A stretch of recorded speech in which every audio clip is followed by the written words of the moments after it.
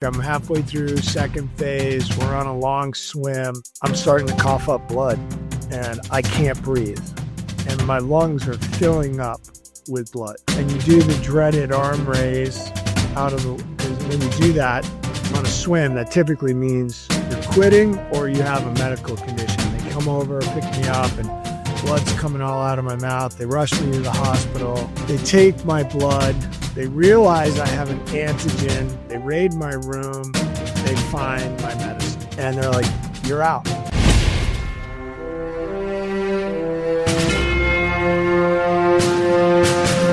Welcome to Mindset Lessons from the Field. I'm Gina Casas, the author of the upcoming memoir, Trading with the SEAL. Today's guest is a force of unstoppable energy. He's a former Navy SEAL, a 3-time platoon commander, and the CEO behind the $95 million fitness brand, Perfect Fitness. That's really impressive.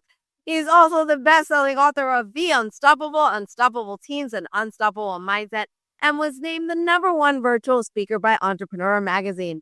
From overcoming asthma as a kid to becoming a national champion rower, building a global brand, and mentoring leaders around the world, he lives and breathes the mindset it takes to win.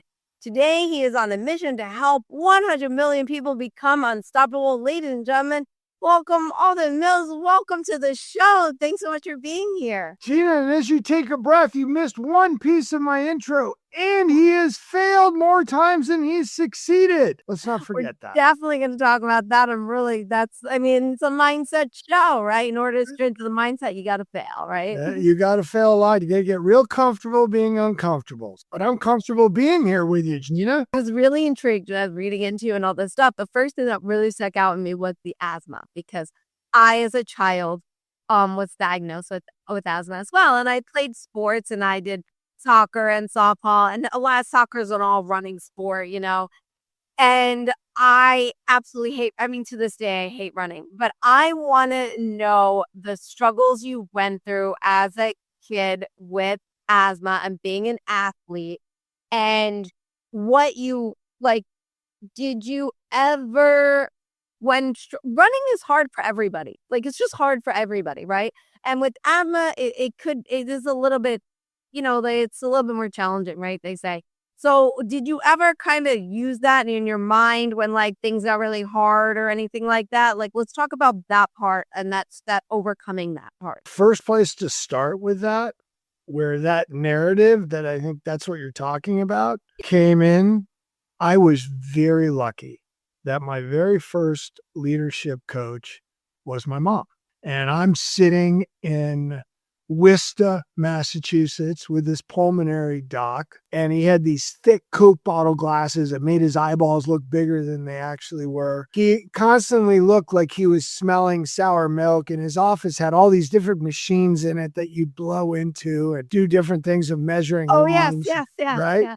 Yeah. Ping pong balls and stuff. Yes, And he's got a checklist and he's going through everything. And after a little while, he holds up his hand and he's like, I see what the problem here is, Mrs. Mills. Come over here. And in the middle of his office, which was really like a laboratory, he had this desk. And he talked to my mom and he said, you see this chart here? This line up here, this is an average size 12-year-old's lungs. Your son, he's down here. Okay, he has smaller than average size lungs. And then he flips the chart and he goes, and you see this line here? This is the amount of force coming through his lungs. He doesn't have a lot of force. You know why? Because he's got asthma. So he's got to be on drugs for the rest of his life. And he needs to lead a less active lifestyle. I suggest a game of chess. I'm 12.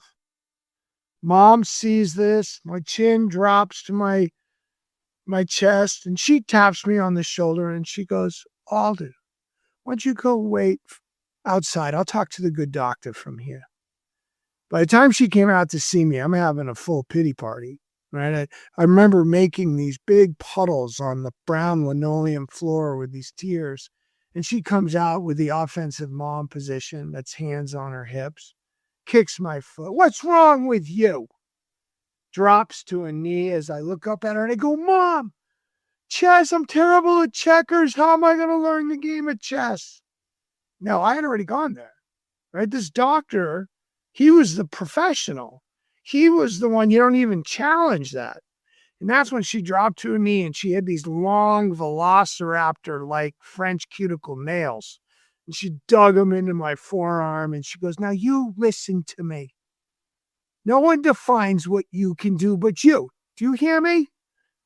And I'm like, Mom, say it back to me. All right, I said it back to her. I just wanted her to release the grip. And I didn't get it that day. I didn't get it that week. But every time I go out for a sport, and I did terrible at basketball or soccer or lacrosse or hockey. Now, what do I mean by terrible? I scored against my own teams in those 4 sports. Okay, my only goals were sliding a puck by accident into my own team's goal, scoring the basketball against my team, right? So I was not good as an athlete, but here was Mom. So what? At least you scored. Try again. Keep going. And when you get rooted in that kind of a mindset of, okay, it's up to me. It's my definition of what I can or can't do. That narrative is the one you start to learn to listen to, and then you start to watch how your body will adapt to things. Now, It wasn't an overnight thing. And by the way, I've talked to a lot of asthmatics about this. Turns out science today says, for a lot of asthma, if you get physically really fit and you use a lot of aerobic conditioning, you can really put some of this in check. Today's medicine is really good, right? So those 2 combinations worked for me over a 10-year period of time until I got into SEAL training, and then I ran into more problems. What made you decide to go SEAL? Like, what made you go SEAL? Was military something you wanted to do? Like, let's go figure out how you ended up there. How we got there. Yeah. So I grew up in central Massachusetts. Every generation in my family had served. Not most of them. We only had 1 career service officer, but there were Air Force, National Guard, Army. I don't think we had any Marines. Every generation had served. And I was intrigued about service. And I had applied to the Naval Academy when I was in high school, got accepted. Ironically, got accepted for a sport that I became really good at, which was sitting on my butt, going backwards for long periods of time, pulling an oar, rowing.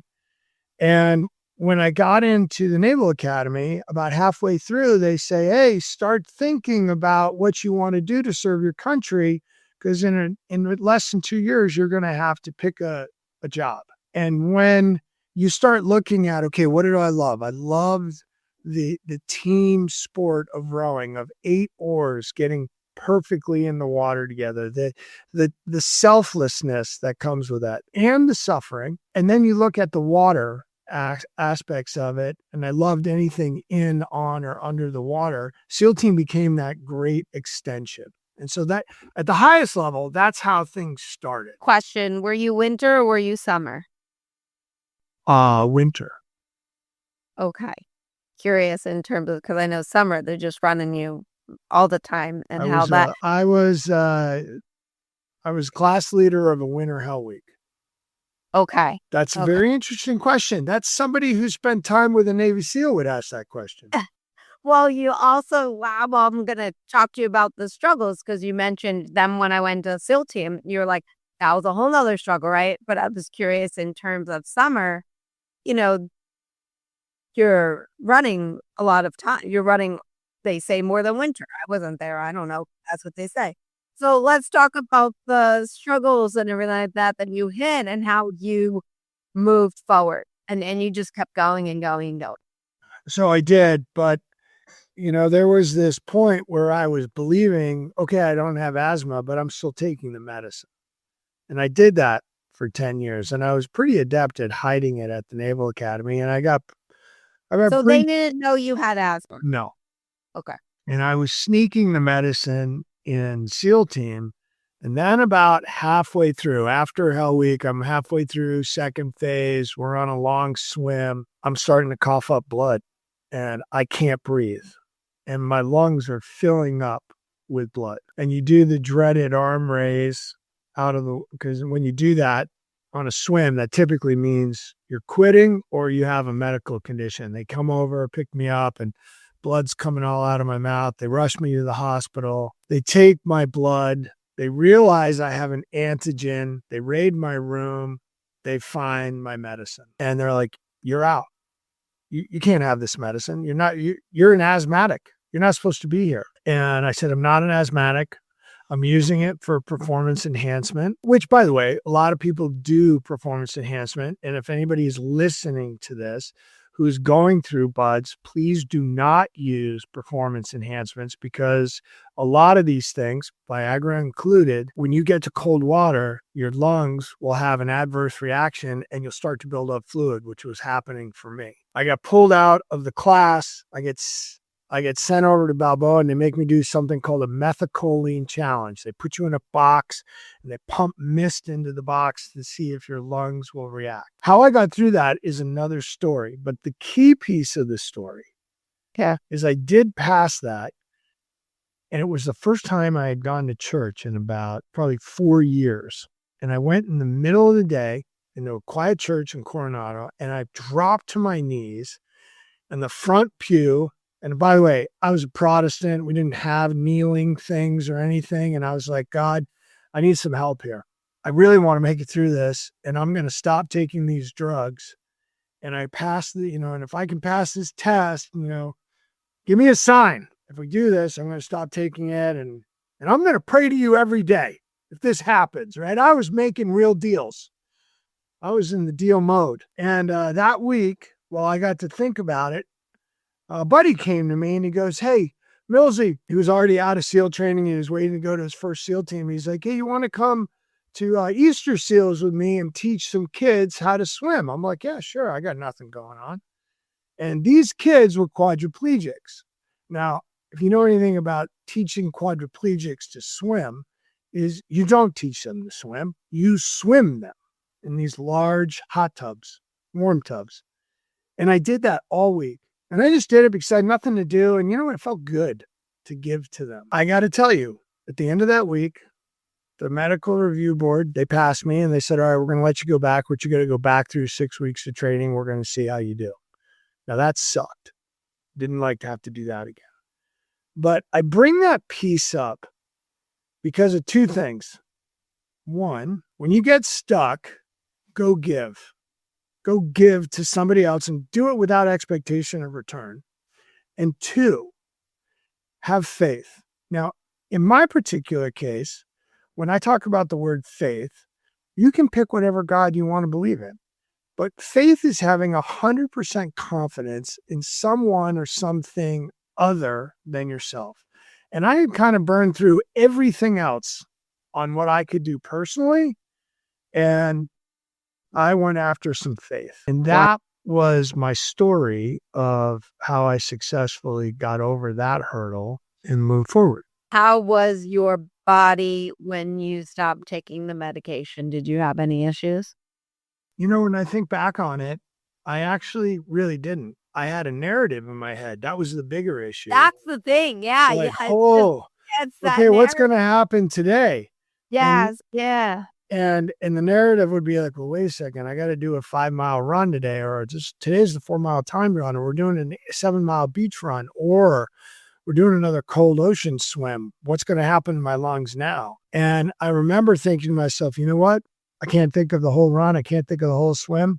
I am just going to focus on my next stroke. And I'm going to be like, I made a deal with a big man. If he says I'm supposed to be here, then because you had to give up to something. And that's what I did. So I'm just curious for myself. And I know people are going to be like, Gina, why didn't you ask the question? How did you get through that test? With the methacholine challenge? Yeah.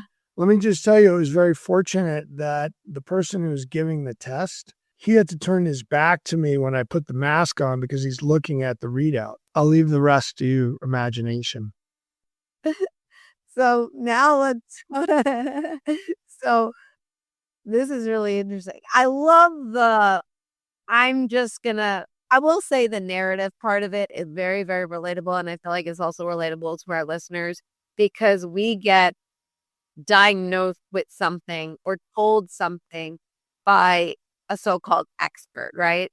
Or we get told things by people around us on a daily basis, right? People love giving their opinion. I know. I give my opinion out too.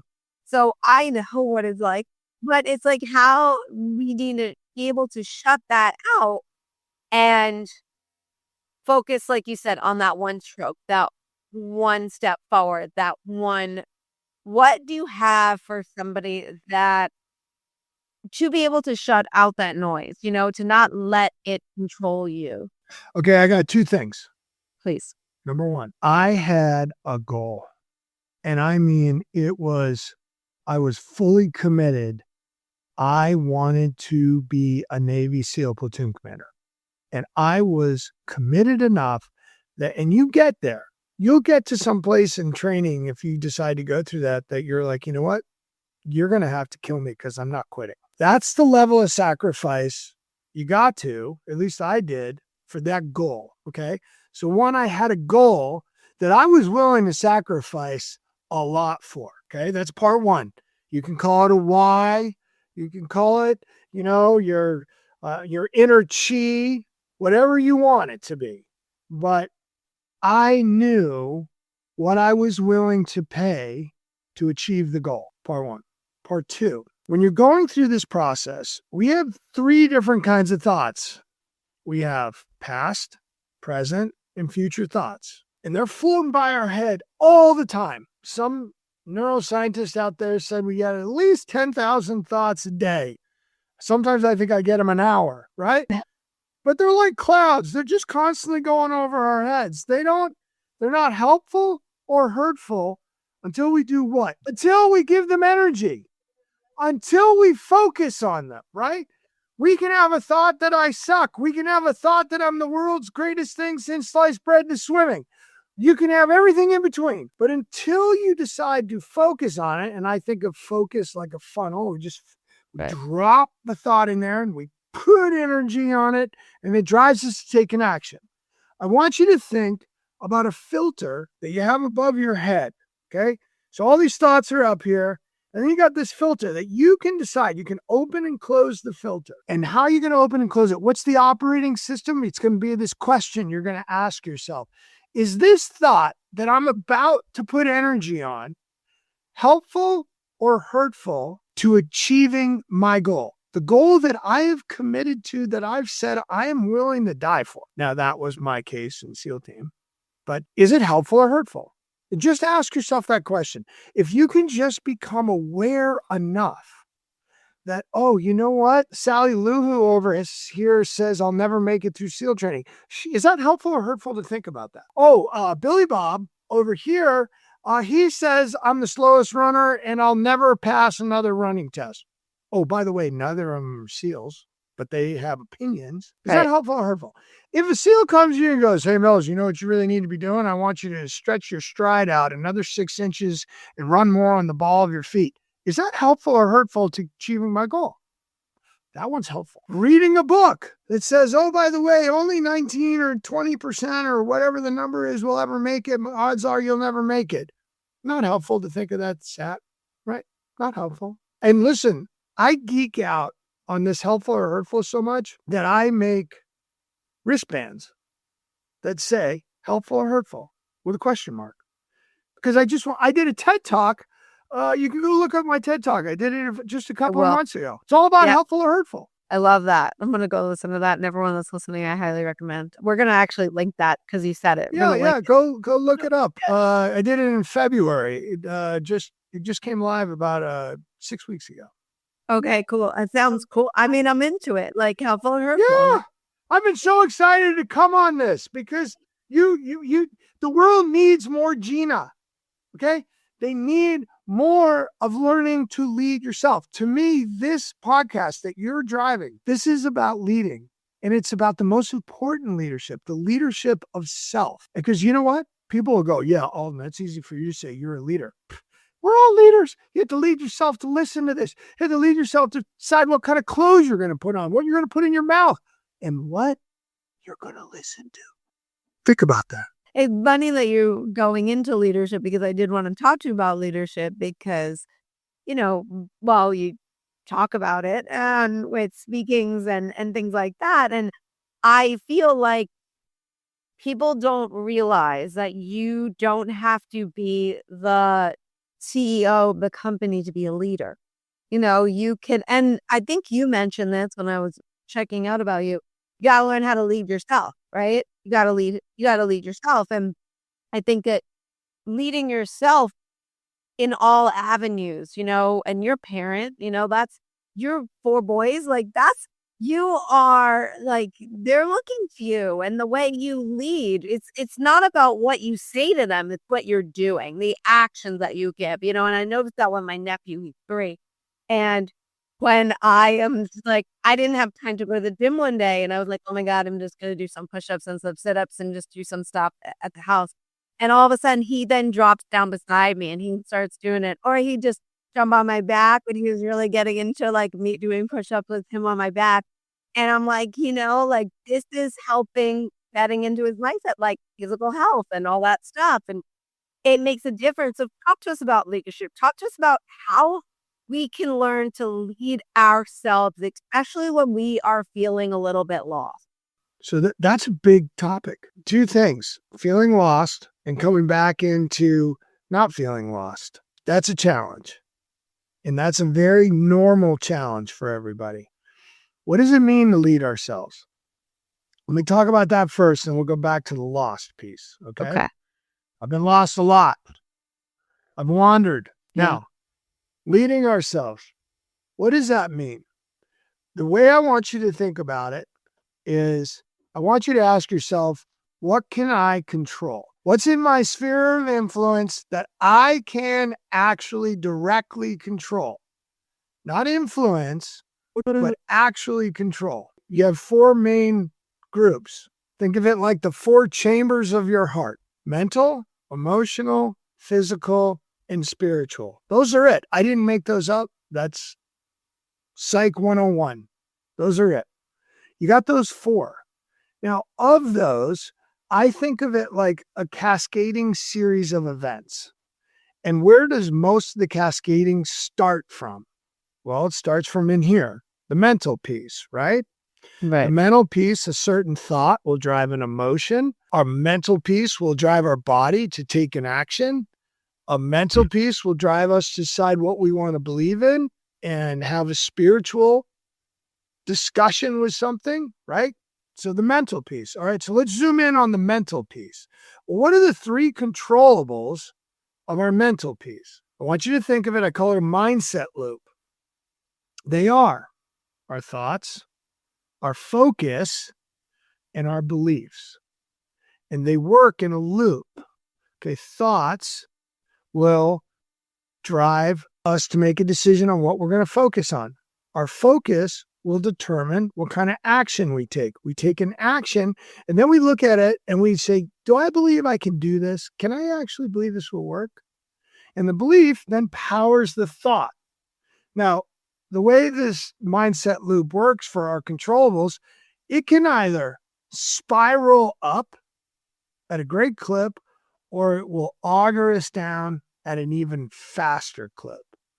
And the whole premise is going to be based on deciding, and this is what leadership is about, folks, deciding if I can or if I can't do something. That's all leadership is. Because when you've decided you can do something, then you're going to start to look to surround yourself and get other people to believe that we can do something. Leading is about getting people to believe that something can get achieved before they see it. That old adage, seeing is believing, that's incorrect. You got to believe it before you actually see it, because it's like you being the captain of your own little ship. Your goal is way past the horizon. You can't see that goal. Now you can see some little goals in front of you, but you as a leader first have to believe that I can do something, because when you believe you can do something, then you're going to go out to your bigger influence of leadership, which would be team leadership. And then when the team starts believing in it, then they're going to have a team of teams, and that's your biggest round, and that's the organization. The organization could be your village, your town, your community. It could be your state, it could be your country even. But it always starts with the individual, and then it spreads from there. Okay? So those are the building blocks of leadership. Now that's part one. Now part two was about loss. Do you want to ask me about what I talked about first? Because you asked two really big questions. No, I want to. No, I want to hear this part. You want me to go to the next part? I want to go to the next one. Yeah. Okay. So the next part, what do you do when you get lost? I told the story earlier on. I was lost. I was at the end of my rope. I've used every resource I could. I don't know what's going to happen to me when I start taking that medicine. Mentally and emotionally, I was totally lost. But I wasn't lost spiritually.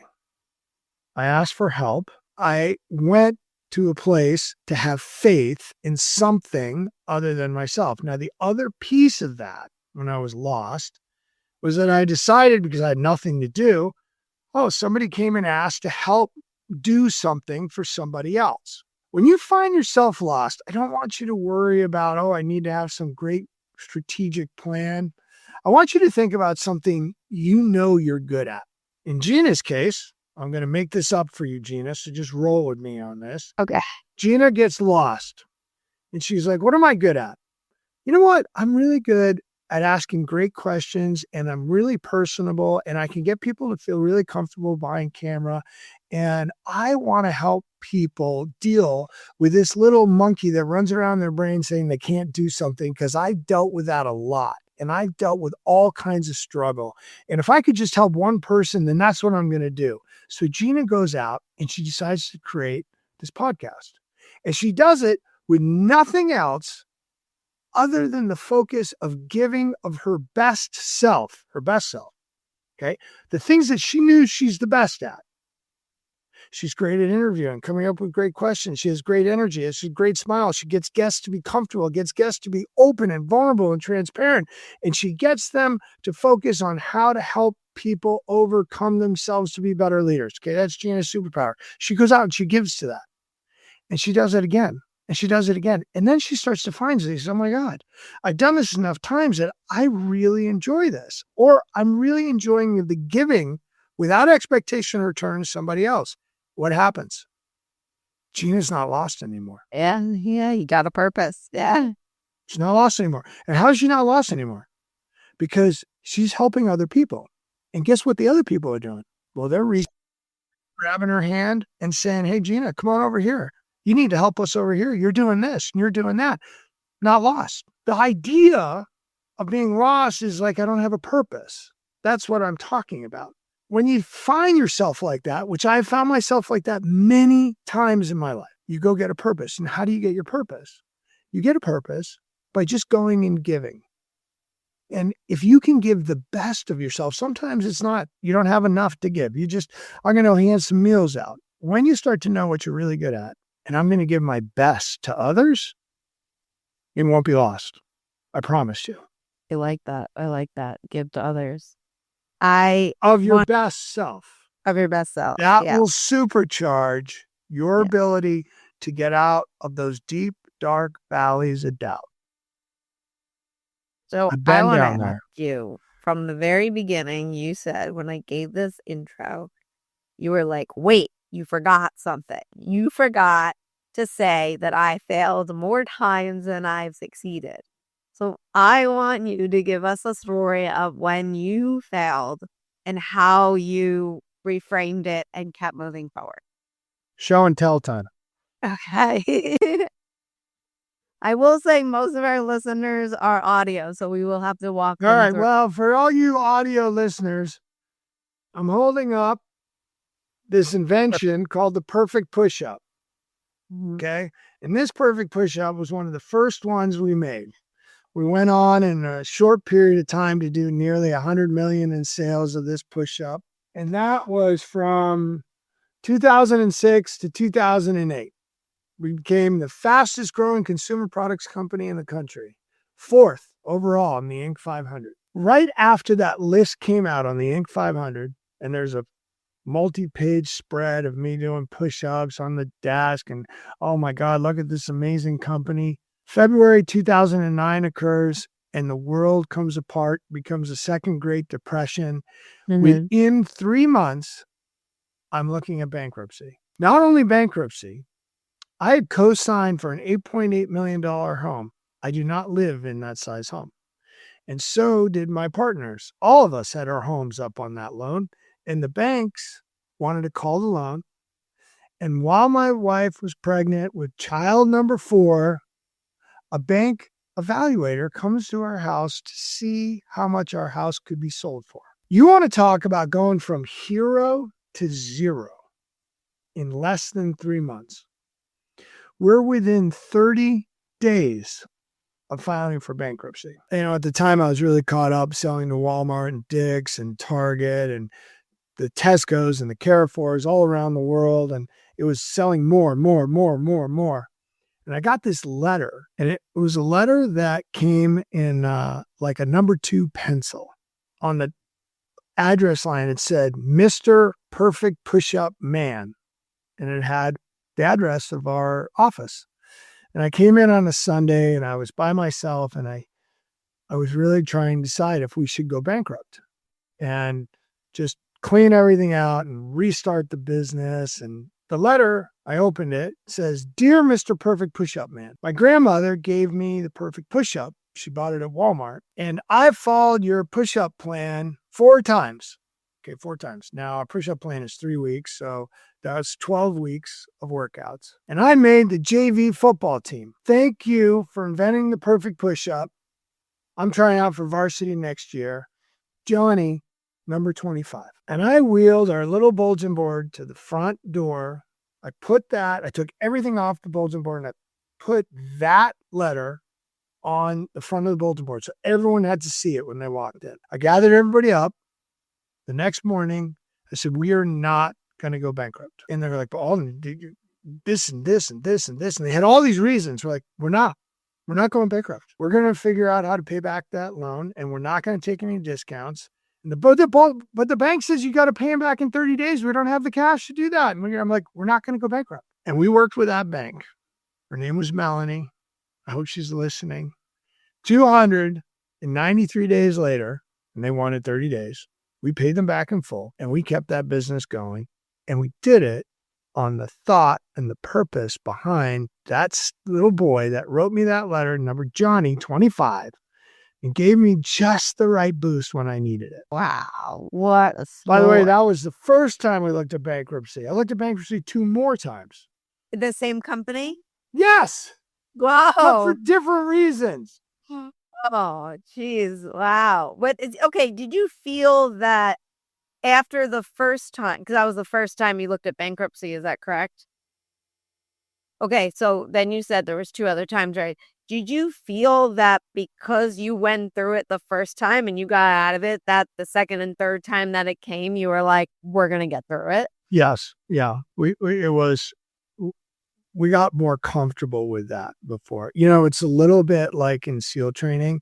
The first time you become hypothermic and the doctor says you're hypothermic and you get all freaked out about the fact that, oh my God, I'm hypothermic. And then you start to realize like, yeah, I'm cold, but I can still move and I can still operate. And we're like, wait a minute, hypothermia is not as scary as everyone makes it out to be, right? So what happens? We've just pushed through a limit. Right? We push beyond what we originally thought. You hear bankruptcy. Oh my God, my life's over. And that's what I was like for a while. And then we're like, oh, wait a second. This could be a business strategy, which we never went bankrupt. Or this is just the first in this series of actions that we can work our way through. Once you push through that boundary, then it's easier to push through that same boundary. It's hard though. The first time. The first time. Yeah.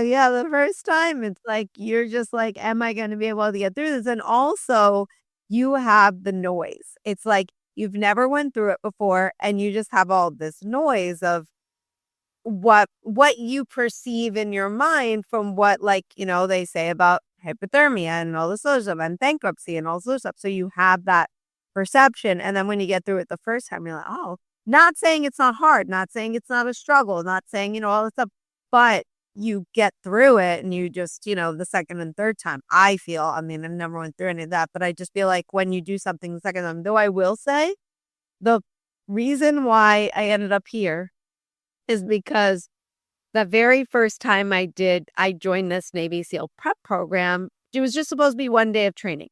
1 day to see if I have a strong mindset to get me through this civilian SEAL program that I signed up for. Okay. Just to prove to my family that I could survive a kidnapping, by the way. So it was like ridiculous. And I called and I was like, can I just come for this 1 day? And he was like, of course, come on out. Right. And he said something at the very end of training that changed my life. And he was like, if you think day 1 is hard, try day 2, because your mind is going to give you every logical excuse not to show up. And if you want to know you're stronger than your mind, you have to fight the logic, right? And I'm like, well, now I have to be here for day 2. I want a strong mindset. If this wasn't as strong and this was hard, like I got to come back. I was like, can I come back for day 2? And he was like, we'd love to have you. And he was right. Like it was so challenging. And it's because like my brain was just like, this is not safe. Like this is not okay on any level. Right. And it never got easier. It never got easier for me. And it was just so hard all the time. And I want to ask you that question on, the one thing that people don't realize is when you become a SEAL, like it doesn't end at graduation. It's like, you just started. Like you just started, right? Like, yeah. And the thing is, like, I tell this to authors all the time when they're like writing the book, right? It's so hard. I'm like, you're just getting started when you publish it. Welcome to marketing, right? So like, what do you got for those people that just like to keep going and to understand that it's always, it's always a fight. It's always you're always in battle. You're always moving forward, and you're battling life, like, what do you got for us for that? I have, for all you listeners out there, I have my 3 books that I've written Yes. behind me on the camera. The first one is over my left shoulder. It's called Be Unstoppable. It's coming out again for its 3rd edition on July 22nd. It took me 10 years to write that book. I started in 2003, or really 2002. I finally got it published in 2013. Not a single publisher would pick it up. I found a friend who's like, hey, I think we can do a hybrid publishing. It's now translated in something like 6 or 7 languages. We've sold 30,000 plus copies of it. And I keep feeding the book because I believe in what the book is. It's called Be Unstoppable, the 8 Essential Actions to Succeed at Anything. And it's really about a parent, or really a father, writing to his sons. And it's a parable. The second book, this one, Unstoppable Teams, okay, that got published in 2019. Now, by this point, when I went out to publishers with Be Unstoppable, I'd sold about 20,000 copies. I got turned down 38 times for Unstoppable Teams. And on the 39th one, I got picked up by HarperCollins and the Harper Business and got a 6-figure advance. If you're not figuring this out by now, this is about believing in what you can or can't do. Other people, it's just going to take longer. But you must decide what you want to believe in and what movie do you want to star in. After a while, they don't know what you can write or what you can't write. And by the way, Gina's 100% right. Once you get the table of contents, now you got to write a chapter. Then you got to do the footnotes. After you write another one. And then you got to find an editor. And you got to, all those things. Don't worry about the mountain. Stay in the moment. Get the next sentence done. Yes, there's always marketing. But if you're really into your book, you are the marketer. You're the best one to be the marketer for that. So don't get wigged out about it. I use another saying, the moment versus the mountain. Use the mountain to track your progress, but stay in the moment, okay? Creating a book is a great thing That's for a your good legacy. one. The mountain and moment. That's good. Yeah, that's really good. That's a good visual too. Yes. So you're raising 4 boys, and we have a lot of parents that listen to this show. Yeah, So I want to know, what is the mindset lesson that you hope that they carry into their adulthood? okay, we can go for another hour on that, Gina. I have 4 boys. They are currently 15, 17, 20, and 21. 21-year-old's about to flip to 22. When they graduate high school, the Christmas before they graduate, I start writing them each a book. Now, a book is a relative term. It's more like a pamphlet of sorts, right? That I think is important for them. I literally just had my 17-year-old graduate from high school over the weekend, and he got his book this morning. I literally gave it to him this morning. And for him, he's a football player. I called it A Warrior's Code. And I went through different moments in my life, starting with the story that Gina asked about first, which was dealing with asthma with that doctor, and going through different moments of my life, all the way up through SEAL training, of things that I learned to be my code on how to deal with things. It turned out to be 23 different things. Now, I didn't know where it was going to end up. I wasn't counting a number or anything, but I just went through major milestones. Sometimes a milestone was a coach that told me something that stuck with me. Sometimes it was a teacher. Sometimes it was my grandmother or my great-grandfather, or it was a moment in time where I persevered through something that I wasn't sure I knew the outcome, what it's going to be. But when you ask me like what I want each of my boys to understand, I want them to be unstoppable at going after their dreams. I want them to have the courage to try. And trying is much like what you just talked about with going through SEAL training for you. You tried for the first day, you did it. And now you got to get up and you got to try again. And you keep trying. There's a whole series of things that I built on it, but I want them to understand they're the captains of their own ship. They decide what they can or can't do, and then surround themselves with other people that are saying, you can. So is that the also unstoppable? You're on a mission to help 100 million people to become unstoppable. Is that the same? And that's why you're going to help me. You're helping me do that today. Yeah. I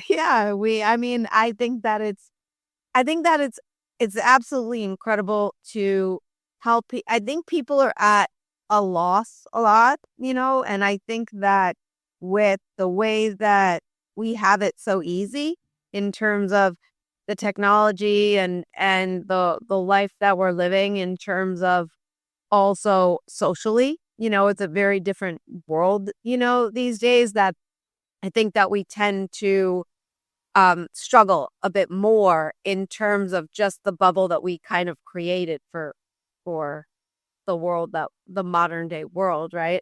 And just being able to also, another thing too is like a lot of people, they're growing up now on social media where everybody has something to say. And that's really, really hard for an adult to go through. But now put it as a child, when they have a 12-year-old, a 13-year-old on social media, and people are just making comments, and how you develop that unstoppable mindset when you're still at this low self-esteem, I am figuring me out. I don't even know who I am. And I am hating on me as much as the world is hating on me. How do you, what do you have for like the teen? Like, I want to know like the teenager that's just like, going through it. Helpful or hurtful? And you know how I came up with that? No, tell I me. was dealing with my third son's football team. And they had me come in, and I did 10 unstoppable mindset coaching sessions. This is my most recent book, is Unstoppable Mindset. And the coach, former All-American from USC, NFL player, he's like, yeah, Pete Carroll's in all that stuff. You got to come in here, and I want you to come talk to him. And so I did. And he let me do it again and again and again. And here's this team that hadn't won what is in our conference the CCS championship forever. They had won it, but a long time ago. And he's like, that was their goal. That's what we want to do. And how do we get them there? We get them there by starting to believe just in themselves, to find confidence just in themselves. And then they find it in each other. And when you're asking people to do something, you have to say, look, this is first level leadership. deciding what is helpful or hurtful towards your goal. We need a goal. I'm a big believer in goals. I get them to fill out little 3x5 cards. They have them write down and they sign it in their names. I am a CCS champion, signed John Mills. And then every day I ask him, hey, who are you? I'm a CCS champion. What are you going to do today to be the CCS champion? I'm going to do this, this, and this. By the way, when somebody says you'll never be a CCS champion, is that helpful or hurtful? Hurtful. I don't even hear it anymore, Dad. Right? So you do that training. What do you think happened to the team, Gina? They won. They won the championship. They won the championship. But you said something really, really important that I really want to point out to our listeners is that not only did they say it, not only did they believe it, right? And not only did they shut out all the noise, but they did something else that people tend to gloss over. You said, what are you going to do to be that champion? Well, I'm going to do this, this, and then this, right? They took action towards that goal. Mm-hmm. It's not sitting around. It's not thinking about it. It's not wanting that goal. It's then taking the steps and the action towards that goal. And, the SEALs, they talk a lot about embracing the suck. And I remember, at some point, Coach Mack was like, there's going to be a point where you're just going to break through. Like, it's just going to suck so much. And you're just going to have this body breakthrough and you're just not going to care. Like, it's just going to happen. And I'm like, no, this sucks all the time. Like, no, I'm in so much pain. I don't know what you're talking about. And then that moment happened, right? How do you apply that to real life in parenting, in business, in setbacks? How do you apply it? The moment versus the mountain. Why does something suck so badly?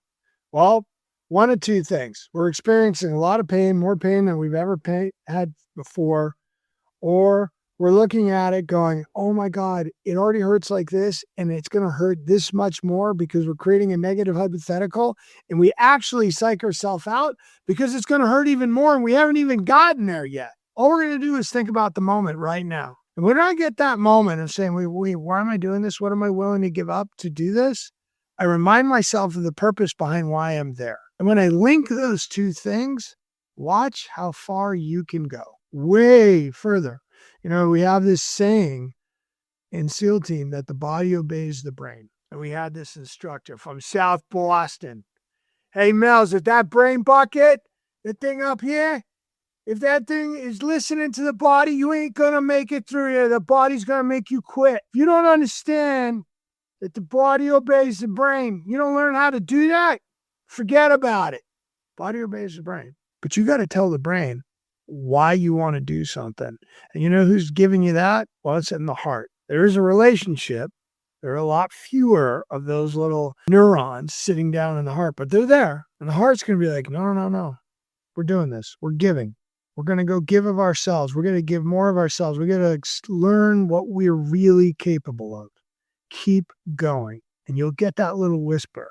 This podcast episode is brought to you by Thrivers Coffee. Podcast guest Nick McKinley's company, Deliver Fund, brings you guys Thrivers Coffee. It is ethically sourced, it's organic, and it supports traffic survivors. That is right. Thrivers Coffee is all about empowering us to making a difference in the fight to end human trafficking. That's why 100% of the proceeds go directly towards their goal of bringing freedom to victims of human trafficking. So if you guys love coffee that is organic, ethically sourced, and tastes absolutely delicious, and want to help to end the fight of human trafficking, check out Nick McKinley's company, Thrivers Coffee.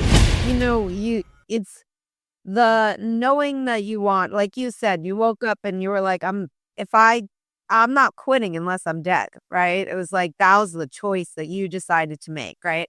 And I remember to myself when I would show up to this practice and I said, you're not, you made a choice to get through the day. You made a choice to be here. We're getting through the day. It doesn't matter how much you want to quit, right?